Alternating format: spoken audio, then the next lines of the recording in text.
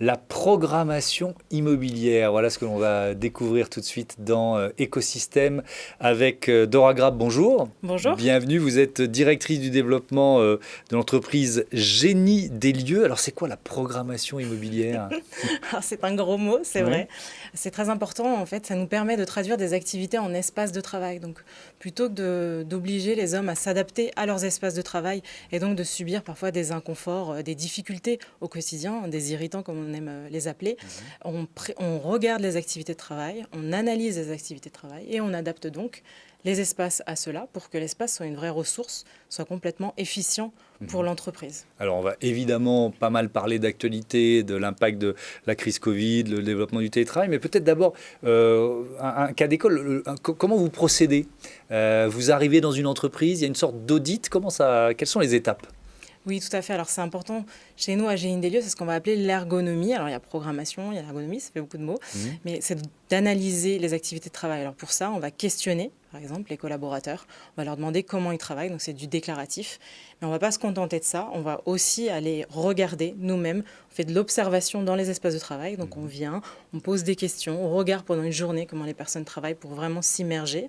Et ensuite, on complète cela avec des entretiens, des ateliers d'analyse des activités, de co-construction avec les collaborateurs pour mieux comprendre ce qu'on a vu, pour analyser avec eux réellement leur flux, leur parcours, leur quotidien, pour que nous, derrière, on soit en mesure de leur proposer des solutions qui fonctionnent pour leurs activités. Et alors, il y a des enjeux, j'imagine, évidemment, de bien-être au travail. Est-ce qu'il y a des enjeux de sécurité aussi? Oui, bien sûr.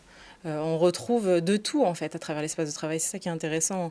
On retrouve de l'organisationnel, on retrouve du management, de la sécurité, forcément, la sécurité des hommes. On le voit aujourd'hui à travers la notion de virus. Oui, ça fait effectivement, c'est assez passionnant parce que c'est très varié. Donc là, il y a cette première phase d'audit. Ensuite, vous proposez quoi? Vous proposez une nouvelle organisation du lieu, une réorganisation physique des espaces de travail? Oui.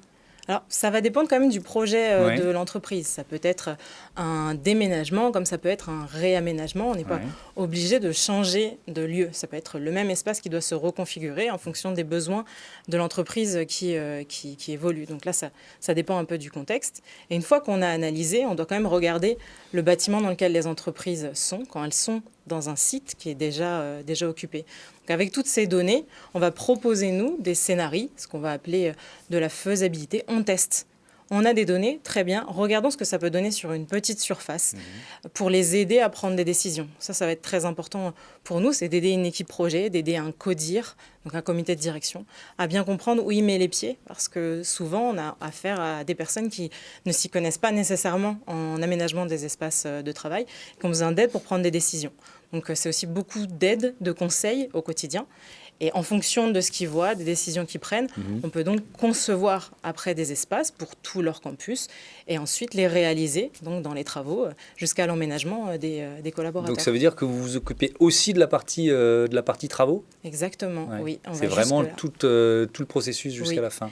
Et on inclut dans ça l'accompagnement des collaborateurs pour qu'ils puissent justement s'approprier ces espaces, pour qu'ils puissent comprendre comment ils fonctionnent. Alors, vos clients, sans les nommer, mais sont des entreprises, plutôt des entreprises du tertiaire. Il peut y avoir des industries que vous allez réorganiser. Qui sont vos clients?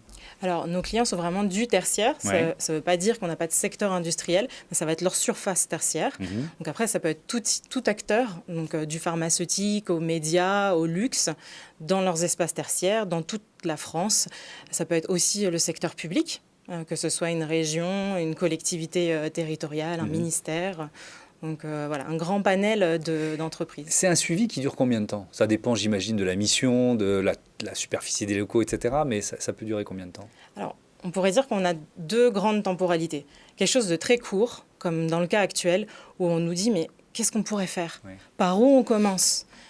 Et sans rentrer dans un projet de 4 ans, parce qu'en fait, on ne sait pas du tout par où commencer. Donc là, ça peut être des petites missions de conseil sur 3 à 6 mois, par exemple, où on les oriente, on leur clarifie les idées. Et après, quand on rentre vraiment dans l'aménagement de tout un campus, où nous, ça peut atteindre 3000 personnes, là, on passe sur 3 ans, parfois 4 ans de projet. Alors justement, on va consacrer la fin de cette interview à cet effet Covid. Le télétravail bouleverse complètement l'organisation, donc ça veut dire que vous êtes beaucoup plus sollicité. Dans cette idée d'urgence, un peu peut-être d'effervescence ? C'est pas si facile de répondre aux interrogations des entreprises, c'est ça? Effectivement. Ouais. Mais nous, ça fait des années qu'on mise sur l'innovation et le futur du travail. Donc, on a investi 8% de notre chiffre d'affaires dans la recherche, en particulier en sociologie du travail. Donc, ça fait des années qu'on regarde ça. On avait même créé un espace expérimental de tiers-lieux pour les salariés d'entreprise, parce que les tiers-lieux étaient beaucoup à destination en fait, des startups, des indépendants, mais pas vraiment destinés à ce public. Donc on avait décidé de se lancer dans des expériences depuis plusieurs années. Donc ça nous donne des billes aujourd'hui pour répondre à cette urgence. On voit, on a interrogé nos clients, ils sont presque 70% à nous dire « je ne sais pas quoi faire, comment commencer ». Donc on a beaucoup d'appels sur ce sujet, sur ces petites missions, comme je vous disais, de conseils pour y voir plus clair au niveau des directions. Et ce qu'on fait, c'est qu'on interroge, nous, les salariés, pour savoir quelles sont leurs nouvelles attentes. Avec peut-être plus de lieux collectifs de convivialité pour se retrouver quand on arrive au bureau, partager ce qu'on n'a pas pu partager quand on a passé plusieurs jours en télétravail. C'est un peu la ligne directrice? Oui, alors moi j'aime bien dire que c'est une idée intéressante. Mais c'est un cliché. C'est un cliché. D'accord, ok. Oui, parce que... Finalement, ce qui manque aux personnes, c'est vrai, c'est de se retrouver parce qu'on a besoin de normalité actuellement. Une fois qu'on aura passé cette crise, on se rencontrera, on se croisera, on verra nos amis. Donc, il y a une partie de ce besoin de relations sociales qui sera déjà assouvi, j'ai envie de dire. Mais ce qui va vraiment nous manquer, c'est de travailler ensemble. Donc, plutôt que de se dire qu'il faut multiplier les espaces cafétéria avec les canapés, etc., l'idée, c'est de créer des espaces de travail ensemble. Et aujourd'hui, les espaces de bureau ne sont pas prévus pour ça. On a d'un côté les espaces pour se réunir, les salles de réunion, de l'autre côté des bureaux. Mais travailler ensemble, c'est une nouveauté. Et ben voilà, un défi à relever pour Génie des lieux. Merci beaucoup. Merci. Un autre écosystème tout de suite.